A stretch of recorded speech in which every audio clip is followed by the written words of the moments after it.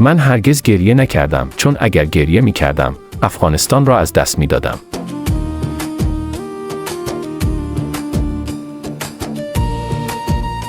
اما یک بار نتوانستم اشکم را نگه دارم.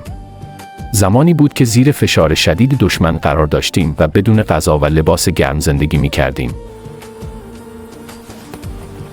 روزی از قرارگاه بیرون رفتم و زنی را دیدم که کودکی را در آغوش داشت. کودک از آغوش مادرش پایین آمد و به سمت بوته‌ای رفت. علف آن را کنده و ریشه‌های پر از خاکش را شروع به خوردن کرد. ترسیدم که مادر به طرفم فریاد بزنه و بگوید خاک بر سرت مسعود با این جنگ‌هایت. بخور پسرم، عیبی ندارد. ما خاک می‌خوریم اما خاک نمی‌دهیم. بی اختیار اشک از چشمانم جاری شد. سخت گریستم.